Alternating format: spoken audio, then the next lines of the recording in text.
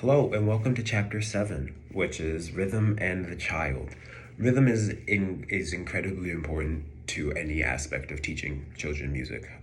It's one of the two main aspects of music itself. You have pitches, you have rhythm, and then you have silence for rests and when the composer wants you to be quiet. Usually, like most things, it does not immediately develop in a child. In fact, when a child is younger, usually they can demonstrate rhythmic swaying or rhythmic bouncing. And then as they grow older, they can start babbling in a rhythmic pattern, or then they can also start to perform dance-like movements and mimicking you.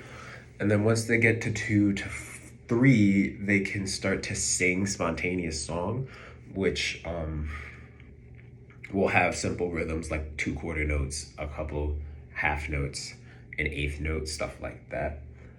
And then once they're getting older, 3, 4, and 5, they'll start to be able to have a steady tempo and a steady beat. And then when they're 6 to 7, they can start to discern how fast it's going, what kind of rhythm it is. And then as they're growing older, they're able to play more complicated rhythms like dotted quarters and eighth note rhythms. And they're able to do things in more time signatures like 2/4, 4/4, 6/8, and 3/4. And then once they're 9 to 10, they can perform 16th note patterns, and they're able to dictate 16th note patterns. And then as they're the oldest, they're able to do many more asymmetrical movements. Next up is rhythm in speech. You can do a lot with this as well.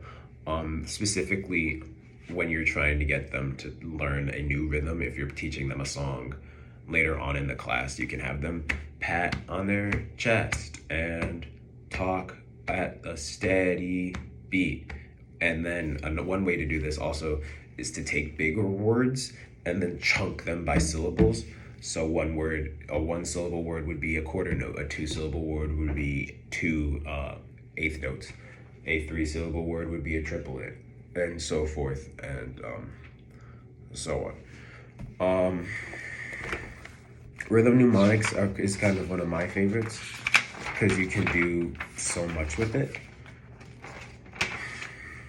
And then going back to rhythm and movement, conducting is massive for rhythm and movement because it shows you a steady beat, talk, talk, tick, tock, tick, tock, tick, tock, and it allows for children to actually know what's going on pretty much at all times.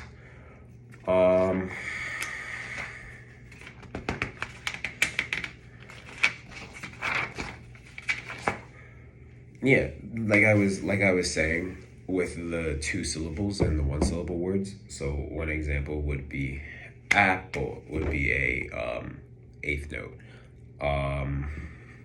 Peach would be a dotted half note. And then syncopation is usually only reserved for the older kids, which is where you are talking in a beat that isn't on the down beat. So, yeah, that was chapter 7.